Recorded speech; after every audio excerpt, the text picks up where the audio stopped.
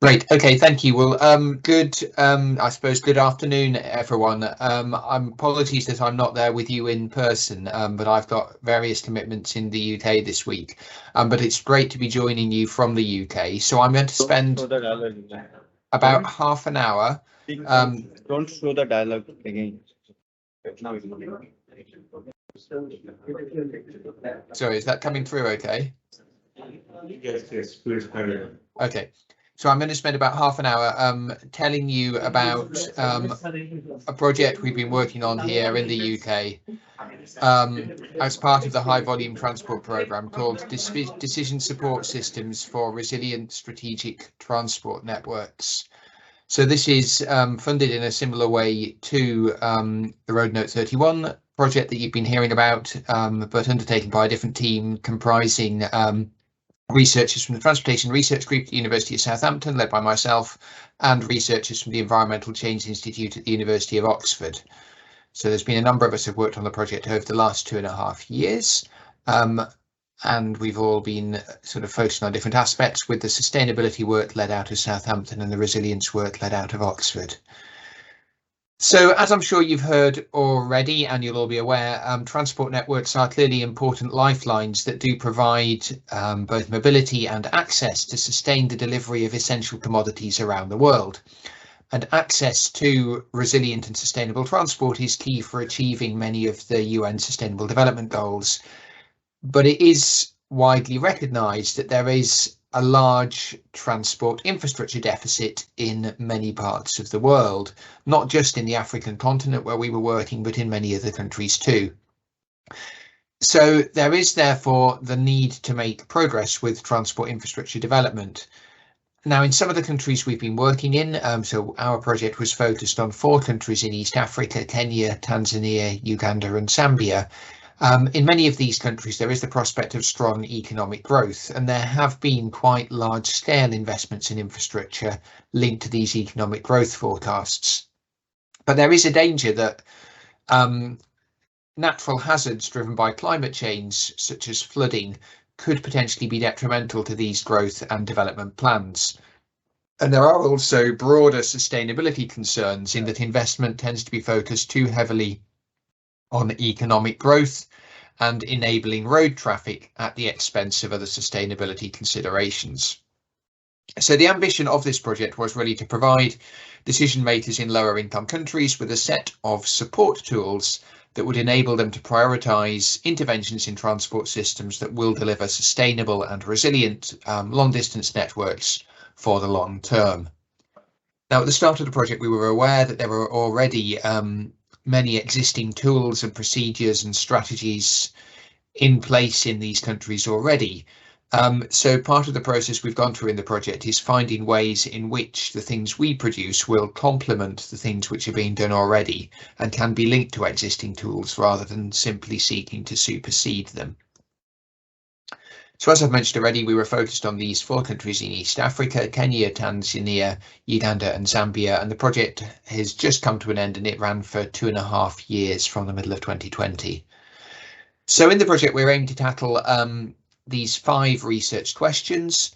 So first of all, looking at the expected range of future background scenarios for transport in the region, and alongside this, looking at what data is required in order to develop an effective decision support system for long distance transport in lower income countries.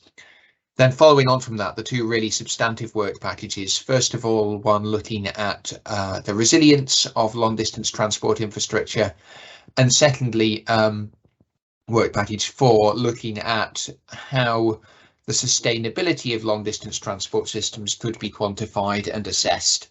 And then finally, research question 5, bringing this together, looking at how stakeholders can be helped to assess the relative performance of different transport investment options against a range of different sustainability metrics.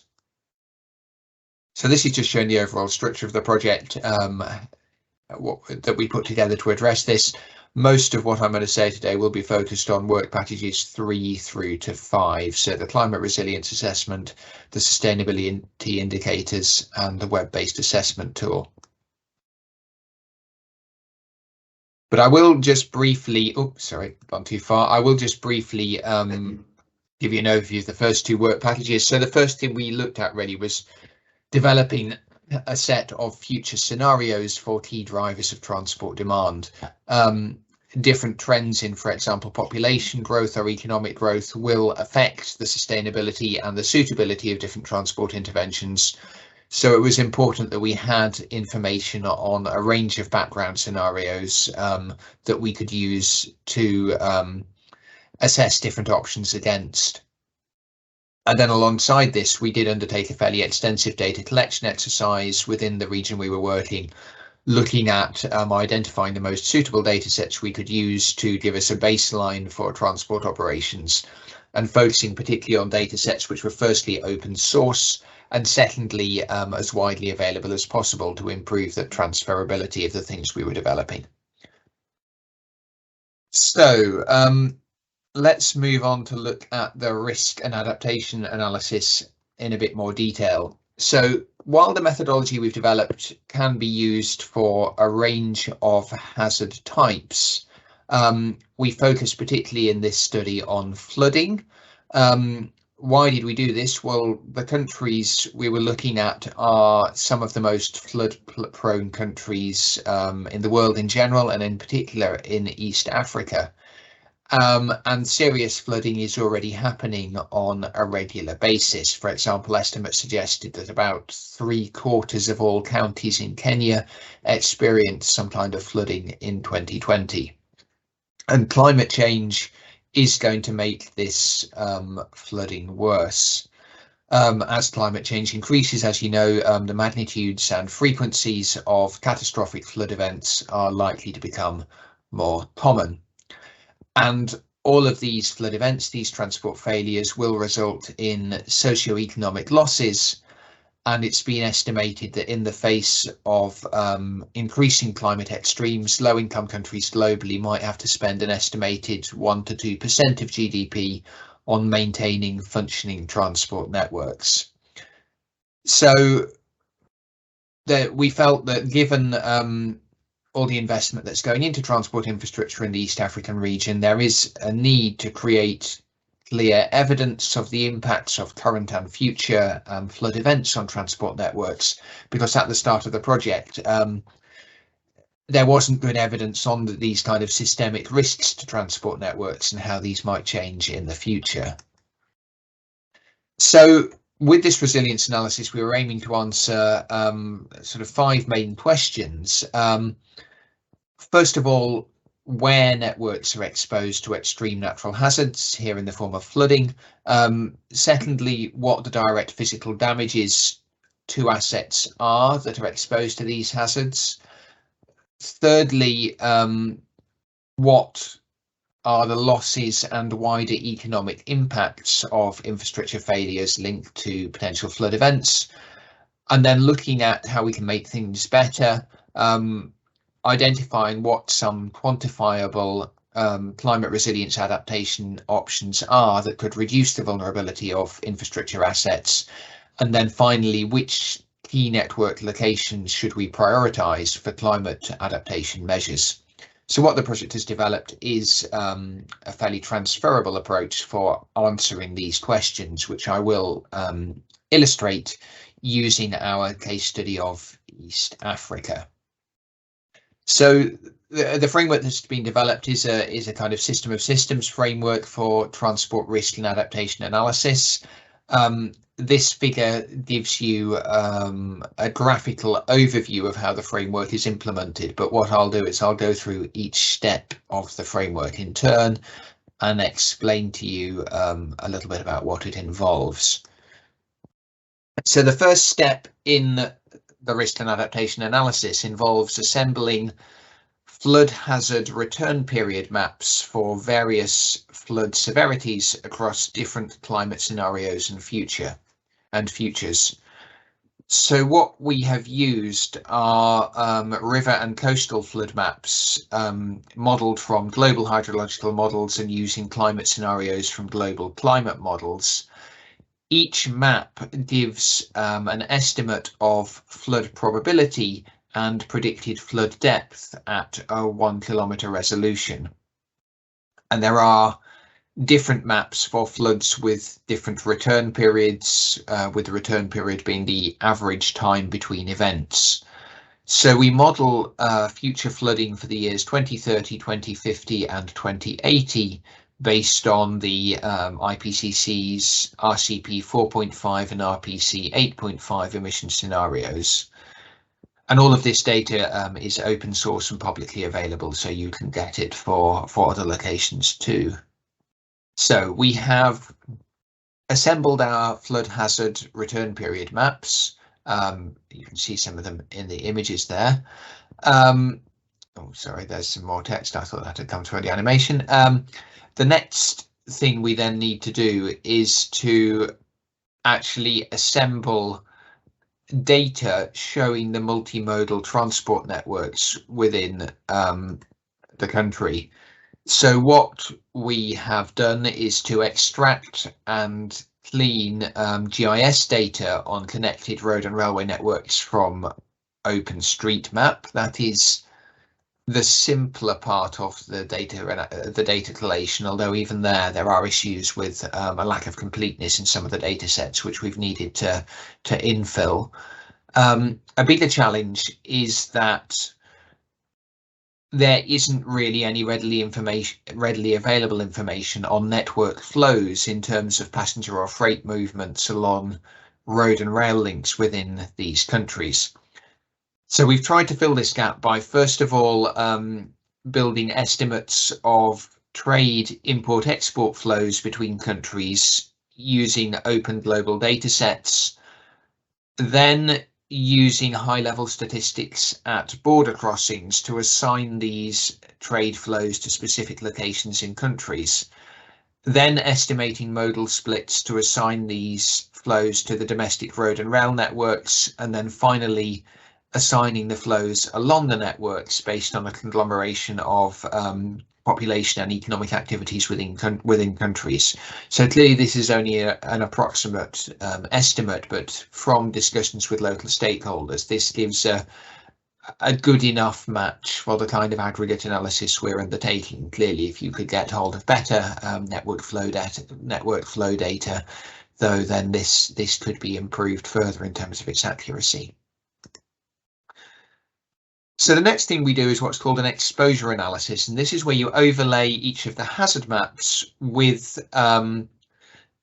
the location of the networks, the infrastructure networks, and then estimate the flood depth and length of each asset that is inundated by flooding in a different scenario. So this tells us how many roads and railway lines potentially face flood risks across all flood return periods, climate scenarios, and time epochs. And I suppose key takeaways here, as you might expect, the flood risk to roads and railways gets more severe as climate change worsens across all return periods. Considerable lengths of roads and railways are already exposed to fluvial flooding, but this flooding exposure gets worse the more extreme the climate scenario you look at.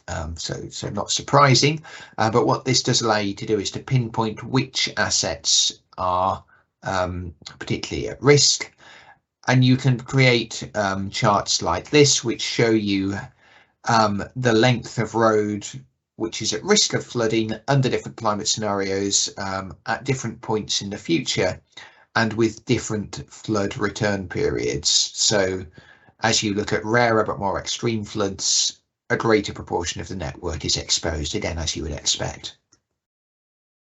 And this is just showing that again for railways.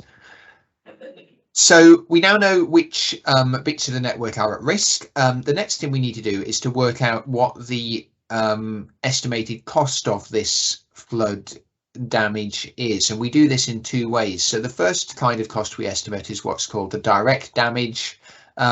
This is the cost of the damage caused to the transport infrastructure itself, and we estimate these costs by using damage curves which quantify the percentage of damage sustained by an asset for a given flood depth. And then we multiply this by the estimated rehabilitation costs for a given kind of asset to give you the direct financial cost of a given flood event, and you can see an example of this kind of calculation here. And again, you can plot these direct damage costs for different points in time, under different climate scenarios and for different flood return periods, as is shown here. But it's not just the direct damage that we need to worry about, because there will also be indirect economic losses as a result of flood events, from disruption to trade and disruption to the traffic which uses these road links.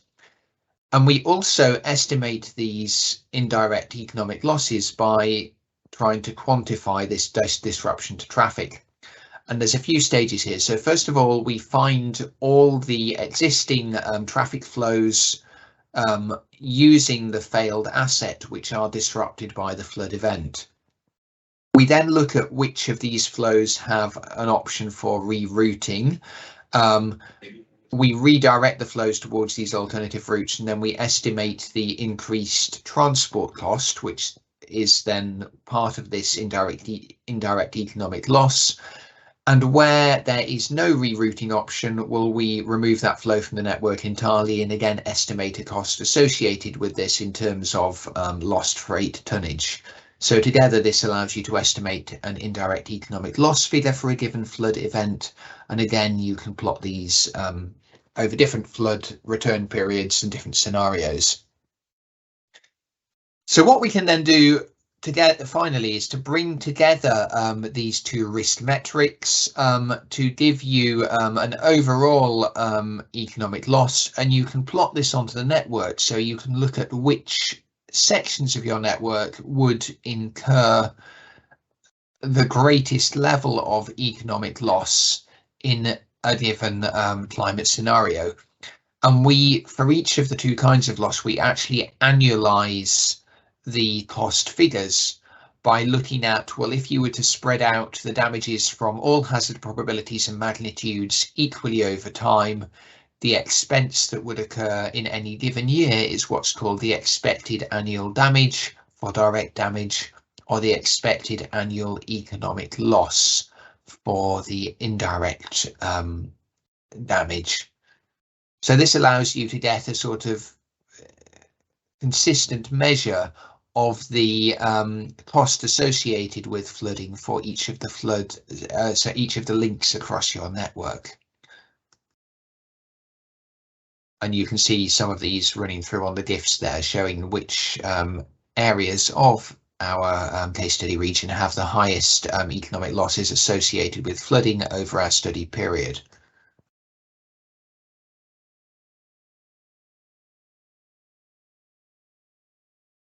So the next thing we need to think about then is what we can do to reduce these losses. And what we have done is to look at quantifying the effectiveness of a range of different adaptation options through a cost benefit analysis, where we compare the net present value costs of an adaptation option with the net present value of the benefits due to the avoided climate risks over a certain implementation timeline.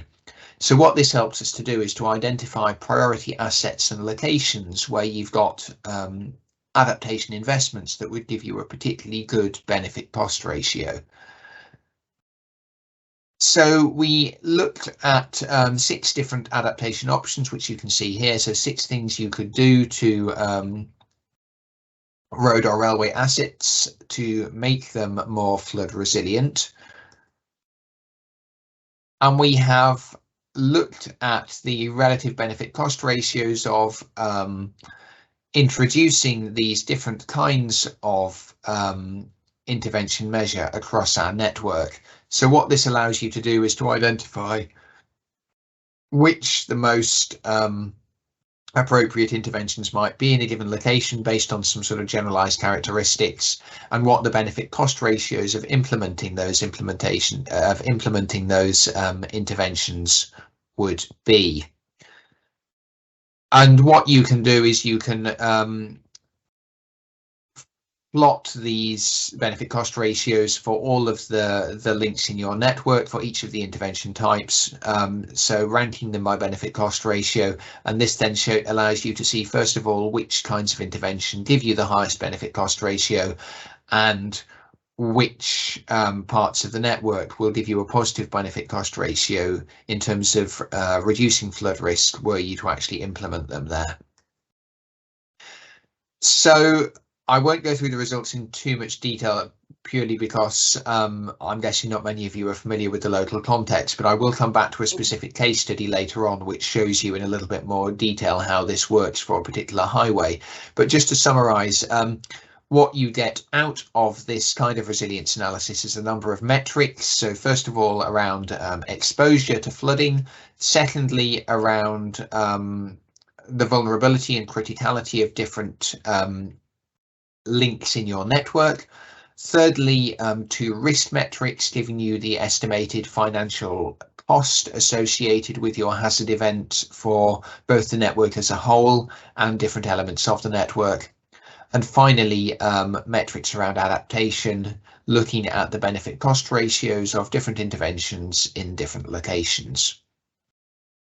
However, when you are looking at making interventions in transport networks, resilience is clearly just one of the factors that need to be considered. And this is why alongside this resilience work, we have also developed a broader sustainability assessment tool. And I will come on to talk to that in a moment. But just to briefly summarise some of the strengths and limitations of the approach we've taken. So in terms of the strengths, well, what does this allow you to do? It allows you to produce scientific evidence for understanding the scale of risks to networks in a systemic way. And it allows you to do a first order screening and prioritisation of activities which could help reduce the risk to climate hazards across the network. So this gives you hopefully an improved understanding of disaster resilient investments, and also gives an understanding of the magnitude of nationally determined contributions towards meeting Paris climate targets. However, there are some limitations as well, which is worth being aware of. So clearly no model is perfect, but still good models can help understand the problem better. And in terms of sort of national resilience assessments, this is probably one of the more sophisticated models that exists. The focus on flooding is clearly limited, but the methodology can easily be adapted to look at other hazard types, assuming suitable data is available. The model does rely on detailed spatial data. There are some limitations around the data we've used, but again, if better data is available, it's easy to substitute that in. And clearly the models and methods could be improved with country-specific data and validation, and that's something we're looking to work with stakeholders to implement if we can find a pathway to do that.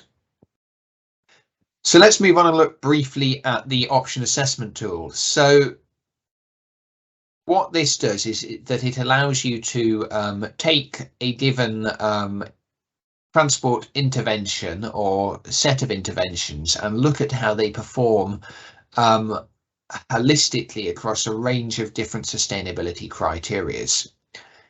So the first thing we did here was to kind of classify the different kinds of intervention we might be looking at, and we've classified these broadly speaking as transport related changes which are outside the control of policymakers. So this might be things like changes in vehicle technologies or behavioural changes in how the system are used. And secondly, things which are within the control of policymakers, so policy and planning interventions around things like infrastructure construction, changes in how we maintain existing infrastructure, or for example, new pricing schemes. While the tool we've built allows you to look at both of these things, it does look at these two kinds of intervention in a slightly different way. So having classified our interventions, the next thing to do is to think about what it is that we want to measure and assess. And we've developed a fairly comprehensive range of indicators to help inform our understanding of how sustainable a given intervention might be. And these again can be classified in three groups this time, linked to the three pillars of sustainability. So first of all, a set of environmental indicators, for example, things like greenhouse gas emissions. Secondly, a set of economic indicators, so for example, things like transport network coverage and density. And then thirdly, a set of social indicators, so this could be things like road deaths. And we bring all these things together in the option assessment tool. So for each of these sort of sets of indicators, we have come up with a number of themes, and within each of these themes we have a performance indicator which we use to assess the sustainability of an intervention in relation to a particular theme. So for the transport emissions theme, the indicators are greenhouse gas emissions and air quality. And we went through a fairly extensive process with local stakeholders of determining which indicators were the most suitable and appropriate for assessing transport system performance in the region that we are looking at. So there were quite a number of iterations of these indicators we went through before arriving at the final list. So here are the environmental indicators, similarly a set of economic indicators and the set of social indicators. So I won't go through all these now in detail for reasons of time, but you can see we've got a fairly comprehensive picture there of the impacts that a transport intervention might have on overall sustainability. So what we've then done is we've put these indicators into an option assessment tool, which has a number of key principles. So the first of these is that it was intended to assist decision makers in assessing the overall sustainability of transport intervention options, but it wasn't intended to make the decision for them. This won't simply tell decision makers, well, you should implement this intervention and not that one because this one is more sustainable. That decision has to be taken by the decision maker. What we're aiming to do is to give them additional evidence to support them in making that decision. And we wanted to do this using a multi-criteria analysis based approach. So an approach which can accommodate either qualitative or quantitative assessments of intervention performance, but we did want also an approach which could use the outputs from locally used modelling tools. So if you've got, say, really good quantitative estimates of, I don't know, future traffic levels from your local transport model, you can still feed these into the multi-criteria analysis based approach. So you can use the best quantitative outputs where you have them and a qualitative rating where perhaps you don't. And together these things will then give you a high level indication of how a given intervention is likely to perform with regard to different aspects of sustainability. So how does the tool work? Well, it involves three main stages.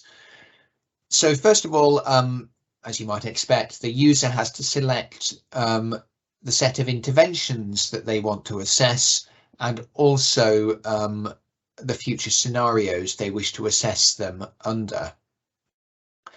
Once they've done this, the tool will then present them with a set of kind of default expected impacts for the kind of intervention they have chosen against each sustainability indicator.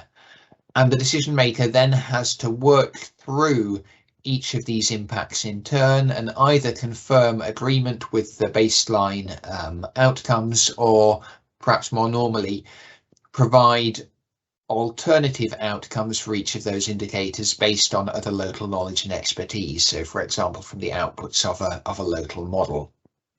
And once this process has been worked through, the tool will then present results via a dashboard giving the expected impacts on sustainability for each of the three main pillars of sustainability for the intervention that's being examined. And you would normally expect to have a number of local stakeholders working through this process independently and then comparing their results. and this is to try and get over the issue of kind of decision maker bias, and to try and come up with, I suppose, a consensus on which the most appropriate intervention might be. So this might make a little bit more sense if I show you a quick example. So say that a user wants to compare 3 different intervention options. So for example, an infrastructure construction scheme, so building, say, a new road, an infrastructure maintenance scheme, so improving the condition of an existing road, or maybe doing both. And they want to do this under the same central future socio-economic scenario. So once they've identified what these interventions are, the next step is to either confirm the default impact values for each of the intervention types, or alternatively to amend these. So here, for example, the user has requested that we change the multiplier value, which gives the scale of impact for habitat and ecosystem disruption, to -0.5, because this particular road doesn't pass through many sensitive habitats. But they've asked that we change the weighting of transport network density, which gives the relative importance of that indicator to 2, because that is a particularly important goal in the region that we're working in. So you'd then do the same thing for your second option, infrastructure maintenance. Here we've confirmed all the default values, and the same thing for doing both in combination. And for consistency, what the user has done here is to combine their responses for the first 2 options. And what the tool then does is it takes these inputs and it gives you kind of a sustainability change rating for each of the options, and these are relative to one another rather than being absolute. So you can see that here infrastructure construction is slightly more sustainable overall than no construction. It's got a weighting of +0.5, but infrastructure maintenance is much more sustainable overall, as it's giving you a sustainability rating of +3. Whereas doing both altogether gives you an even better outcome with a sustainability rating of +3.5. However, you would also need to consider the sustainability ratings against the relative capital costs of the different projects. And in this case, it might well be that infrastructure maintenance was seen as being the most sustainable option going forward, as it gives you only a slightly less positive outcome in terms of sustainability, but almost certainly at a significantly lower cost. So that's a quick illustration of how that element of the tool works. I will just quickly now show you what the web-based implementation of the tool looks like. So we have incorporated both the resilience tool and the sustainability tool into a web-based interface, which you can access via this link. It is freely accessible. So this is what the front page looks like when you go to the website. And what you can then do is work through the different stages of the resilience analysis. So here we're seeing, first of all, the exposure mapping. So we've got our assets mapped here. We can overlay this with a given flood map. So you can choose the return period you want to look at and the climate scenario and the future year. And you can look at which particular assets are likely to be affected by flooding. And you can click on individual assets too to drill down into more detail. So for each of those assets, if you click on them, you will get a plot of the expected annual damages, the expected annual economic losses, and how these might be expected to change over time. You can also then move on to the adaptation tab. You can look at different adaptation options, and you can look at their benefit cost ratio on different links of your network. And again, you can click on individual links to get more detail about how a given adaptation option might be expected to perform given the general characteristics of that link, the traffic types and the flood risk. You can also look at kind of aggregate figures for these adaptations across the region, looking at which give you the best performance and where the priority links might be to implement them. And then you can carry this forward into the sustainability assessment tool. So you might identify for a particular link that you've got two adaptation options which look particularly promising, and you can then take these through the sustainability assessment tool to identify which performs better in terms of overall sustainability. So you select your intervention, you go through and you set your weightings and your impact values against each of the indicators, and that will then give you a summary of the sustainability impacts of that intervention in this particular location. And you can export these, so you can take them out of the web-based tool and then import them again later. And all of this information is only stored in your local browser, so this isn't publicly available. It is secure, and then you can download it back to your computer so that you can load it into the tool again at a later date should you wish to. And all the code, all the data is open source, and again there are links on the tool to allow you to download the code and the data should you want it. So if you were looking at applying this in a different context, this might be a good starting point, although if you were thinking of doing this, I would encourage you to talk to the project team just to make sure you weren't sort of making any errors in doing the transferring to somewhere else. So I'll just finish very quickly. I can see I'm running out of time a little bit, but I'll just run you through a specific case study application of the tool to give you an idea of how this can be used in practice. So we've been talking to Kenya National Highways Authority and the African Development Bank about a planned road upgrade and development they're undertaking on two particular sections of the road corridor between Kenya and South Sudan. And as part of this road upgrade, they've identified the need to integrate adaptation and resilience solutions in the work they're doing in order to address the current and future climate risks to the project. So what we've done is to apply the tool that we've developed to these highway projects in order to understand the extent of exposures, damages, economic disruptions and risks from flooding for these planned road sections, and to explore the costs and benefits of some different adaptation options. So here you can see these two road sections highlighted within our online assessment tool. And you can see this is with the flooding areas magnified in green for the year 2080 under emission scenario RCP 8.5. And first of all, for section 1, for the Lesseru Kitale section, under the current baseline, there is no flooding predicted. But under these future conditions, the climate model suggests that about 1.5 kilometres of this road section will be exposed to flooding. Whereas for the second section, already under the current baseline, we found that about 4.5 kilometres of this road are exposed from floods with return periods of 50 years or greater. But in the future, even larger lengths of the road section will be exposed, up to a maximum of about 6.3 kilometres in 2080 under RCP 8.5 for a 1 in 1,000 year flood. So we're getting really quite substantial flood risks here for these road sections. And we did some validation, and the results from this analysis did align with the climate risk screening analysis that had been done by the Kenya Highways Authority as part of their environmental and social impact assessment for the corridor as a whole. So that was some good validation to show that the methods we're using are giving realistic results. What we've then done is to estimate the direct damages to the road network over time. And you can see for the Lesseru Kitale road section, under the baseline condition, there's no direct damages to start with, but under future conditions, this could increase to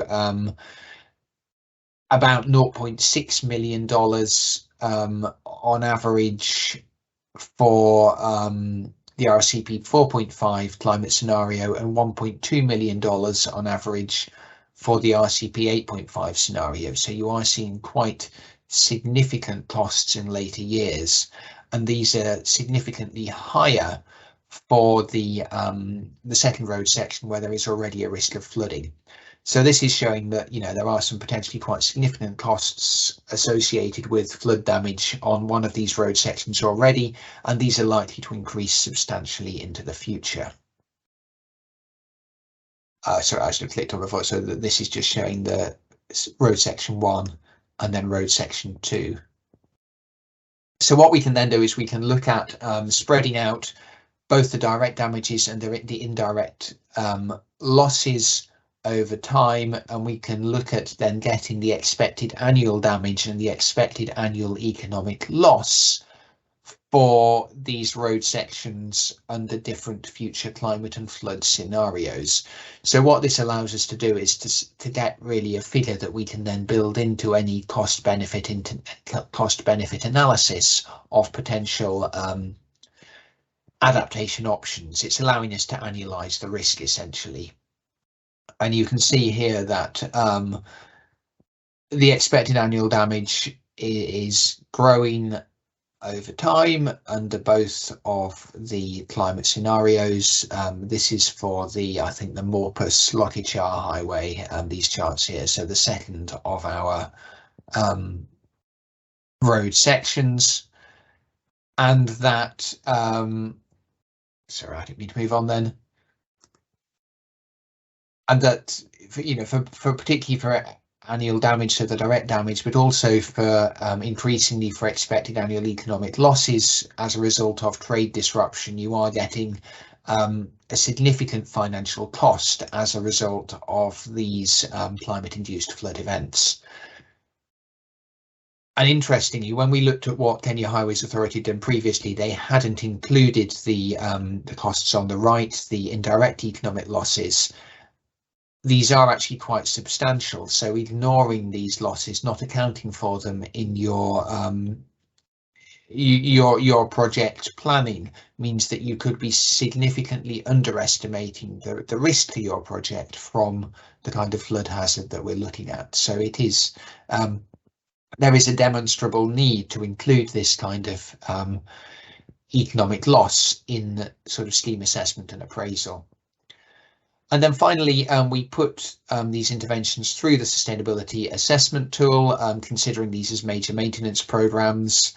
We worked through the impact and weighting values with the local stakeholders, and we found that overall the proposed interventions into the road links will have a slightly positive effect on sustainability overall, but this is only slight. It's not having a significantly positive impact on improving the sustainability of the road network. That's perhaps what you'd expect for this kind of intervention.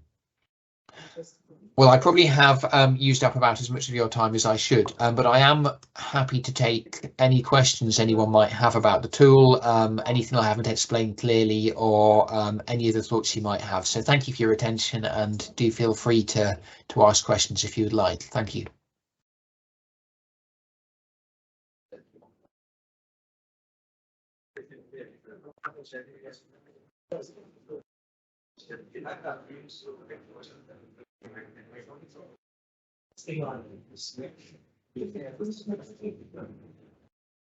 Actually, thank you, Professor Simon Bailey, for your very nice presentation, because it has been an engineering discussion. People might have thought that this is a bit different, abstract things we have discussed. But the thing is, it's really, really, very important for making decisions what sort of infrastructure we are going to build and to what extent this is resilient or not. That means the investment that we are putting in place, is it in the right form or not? So you are from Oxford, right? Yeah? Southampton. So Southampton. Southampton. So Professor Jim Hall, actually, as you have said, the system of systems approach. If it is the transport system, and we have another 4 or 5 systems. So how all these systems work together, and it acts as a resilient way. And the way it has been actually assessed, particularly I came across a book written by Professor Jim Hall from Oxford, and he's a professor of resilience and other in the School of Engineering Science. Okay, so he even came to my office. I've been proud, and he gave me a book and I had a chance to get a discussion with him. So I put these things into let me just finish, you can come here. So the thing is, my point, you did a case study in the East Africa, yeah? So the transferability of thing is a big question, yeah? So the case studies and the experience that you got from African context and this same model, is it possible to transfer in a different context? If so, if it is possible, so what sort of adjustment might be required to make that online decision tool to be very effective? This is one question that I have. So I really like this approach that has been actually developed through this study or the exercise. I would love to do the similar exercise or customizing the things in the Bangladesh context so that we can use this one in Bangladesh as well. Two aspects are there. One is adaptation. This presentation is heavily focused on the adaptation. And there is another part is mitigation or prevention. You mentioned at some point that NDCs, nationally determined commitments. So different countries has their own commitments to make their system resilient at the same time, reduction of greenhouse gases. So there have been a good relationship between this adaptation and the prevention. Particularly the prevention case is concerned, every country has their own NDCs, and this is feeding into the system or putting the system or risk in future. It is minimizing the risk in future. Okay. So I would be expecting your comments that if we want to make this framework equally, if not equally, but at least workably, applicable or relevant to the context of other countries outside Africa, what could be your suggestion? Okay. So that is my most important feedback from your side. Thank you. Thank you. No, that's a good question. So I'll try and answer all the points you made. I mean, you mentioned Jim Hall. So Jim Hall was actually leading the resilience side of the work from Oxford. So Jim has been involved in this project. In terms of the transferability of the tool, all the methods we have used are in principle fully transferable. Similarly, the computer code. The main issue would be the data. So the majority of the data sets we've used would be available in, for example, the context of Bangladesh. So we can derive road and rail networks in similar ways. I believe the flood hazard maps are available on a global basis. The biggest challenge would be assembling the data on network flows. So that isn't necessarily globally available. We could try using similar methods to the ones which have been used here, but there would be a fair amount of effort involved in actually preparing and assembling that data. So I think that would be the biggest challenge. Otherwise, the methods are fairly easily transferable, and indeed slightly less sophisticated versions of this resilience assessment methodology have been applied in other contexts around the world. So I think in Vietnam, in Argentina, in some places in the Caribbean. So the transferability is fairly good. It is just a case of making sure you can assemble the appropriate data. In terms of the sort of sustainability assessment, you would also need to think about whether the default impact values needed to be changed. Although as decision makers are expected to sort of either confirm or alter all those values as they work through the tool anyway, that is probably less of an issue. So I think the biggest challenge is simply in assembling and estimating where necessary the data sets, particularly around traffic flow, that form the basis for the resilience assessment. In terms of the NDCs, I mean, I think the main advantage here is what this allows you to do is to get an estimate in a given climate scenario and for a given future year first of all, of the expected annual economic cost associated with a hazard event, and then secondly, you can estimate the level of investment in your transport network that might be necessary to give you a certain level of improvement in resilience. So it's not going to be a sort of absolutely exact figure, but it gives you a sort of a high level estimate of how much money might need to be spent to give you that extra level of resilience, which can then be quite helpful in terms of policy making, I think. Does that answer your questions or not really?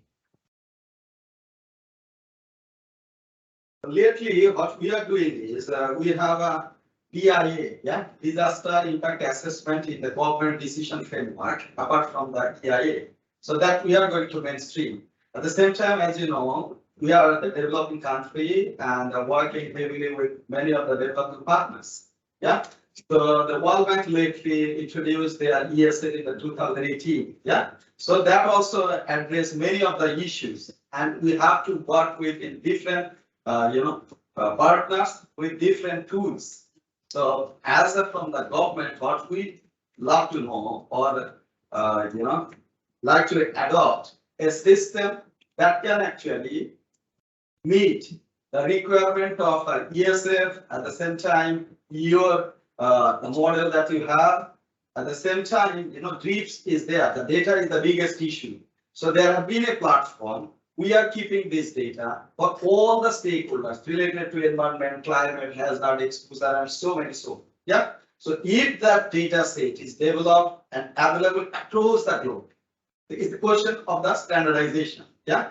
So yes, if this data is available in the same standard and it is equally understood across the table, if we can make that thing happen from a platform, maybe the World Bank or whatever in the UN, wherever like in the climate change initiatives or vulnerability forum, if we can raise this issue there, so across the table, the input data is uniform and the database is available in online for specific regions and specific countries. Whoever needs can give an input to the model and they can assess this project whether it is passing through this check or not. Actually, you will be responding to that question. I'm not taking much time. I'll be just off after this. But if someone has some questions, they can ask to you. And it is not the end because the other team is with us, and they said that 2 years time we will be responding to this. As I have said, Mr. Hall came to my office with that. For other reason he came, and for data collection, so in-depth interview he wanted to take from me regarding the economic and others. So there also we discussed many of the aspects so that we can make the system in a way that can be used across the table. Uniform things, so it is equally understood in Africa, in Bangladesh, even in the tropical, subtropical region. So there are lots of areas where we can work together. So that discussion I will be making with the TRL team. I'm just giving this mic to the audience. If they ask 1 or 2 questions, please answer to that.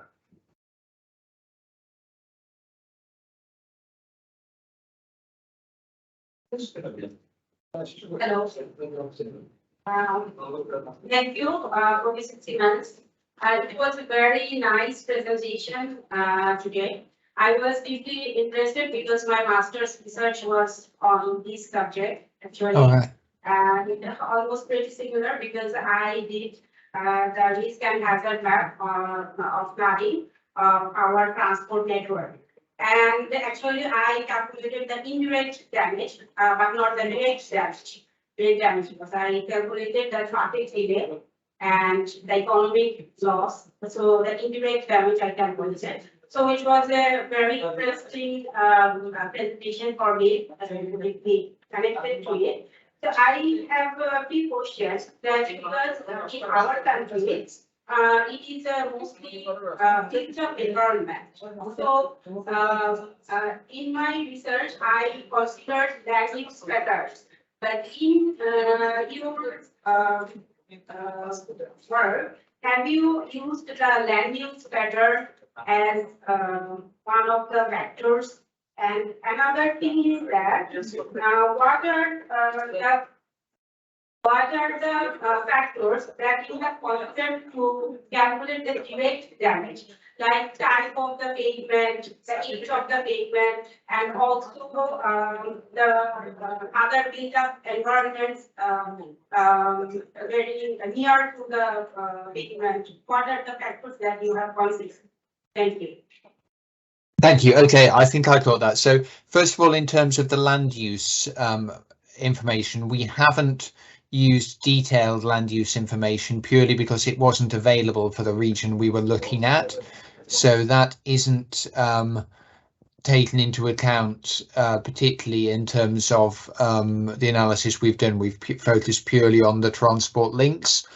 In terms of how we've estimated the direct damage costs, so we have tried to where we can get information on road condition and associate that with particular links, and then use that as the basis for estimating the costs. So for example, a surfaced road, sort of a tarmac road, will have sort of different damage costs associated with it than an unsurfaced road. That is again a little bit limited by the data that's available, so we have had to make some assumptions based on things like road category where we haven't got better data. But if the data is there, then that can be incorporated into the damage cost estimate. It's just, again, it's one of the difficulties in working in the region we're in, that there isn't good spatially detailed data available on road condition in a lot of places, but we have tried to take that into account where we can. Actually, I want to add another thing that Sar was talking about the flag data or something, and there is a website from NASA. They have flag and other disaster-related data, and I also worked in my research the remote sensing data. And from the remote sensing data, I got my network. So I think in our cases also, it is actually world renowned, and everyone is acknowledged about it. So we can also use that NASA data to replicate your model in our country, and maybe from if we use that data, it will be more easy for us. So the data set that we've used, the World Flood Model data, I mean, that is also available everywhere. So that would cover Bangladesh. It may possibly even draw on the NASA data. I must admit, I'm not the expert on those models. That work was done by a couple of my Oxford colleagues, but the data sets we've used for flood hazards are global, so they do cover everywhere. And I think when the team were putting together that part of the work, they did look at the relative merits of the different flood data sets that were available and went for these World Flood Model ones. But I am aware the NASA data is there, and yeah, I mean, if that was all you had, that would be equally suitable for using in this work. You could use an alternative data set if that was felt to be more accurate.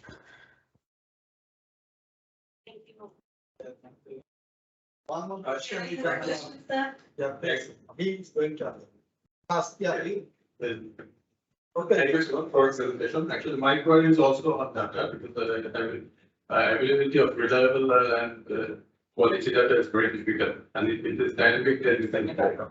So I wanted to know that regarding assessing the vulnerability, did you consider the infrastructure health? Because in spite of being exposed to an hazard, the vulnerability can be less when the infrastructure has the connectivity or if it is less sensitive. So did you collect it, and if it is, then actually it's a huge test. So you had already some data which you collected, or just how did you do it? Regarding the vulnerability, my question is, did you consider the infrastructure health condition? So the line was breaking up a bit. Did you say the infrastructure health condition? Yeah, for considering for assessing the vulnerability, because that is important.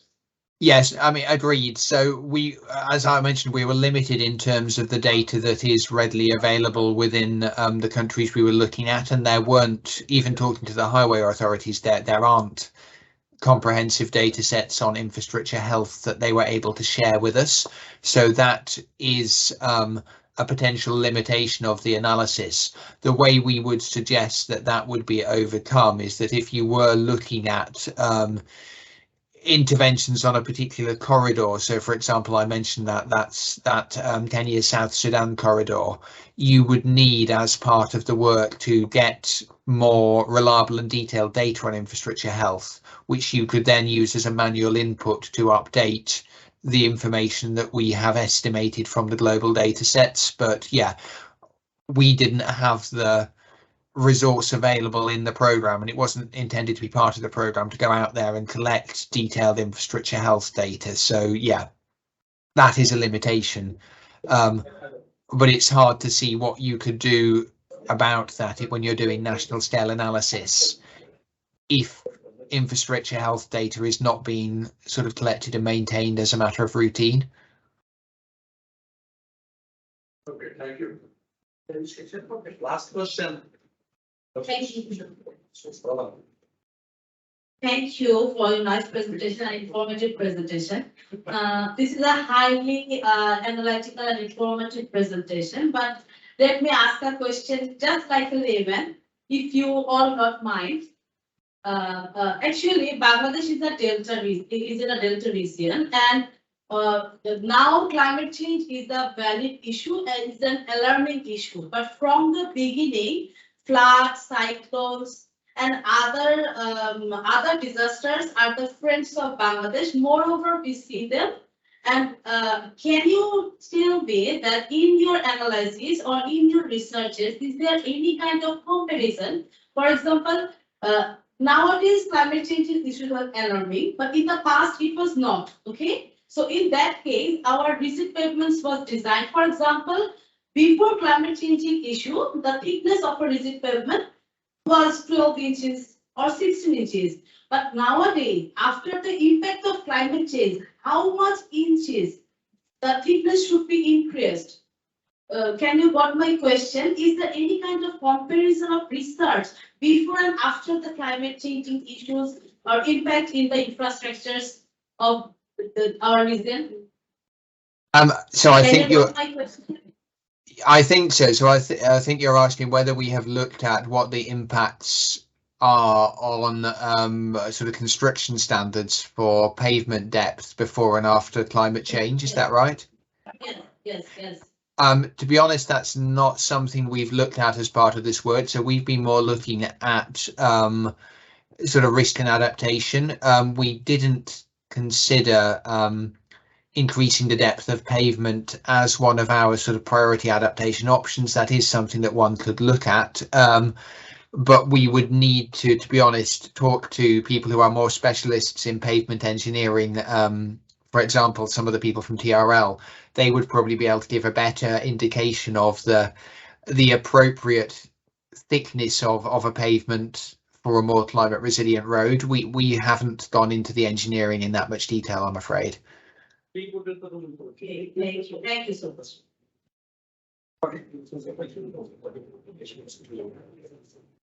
I think you had a very good presentation.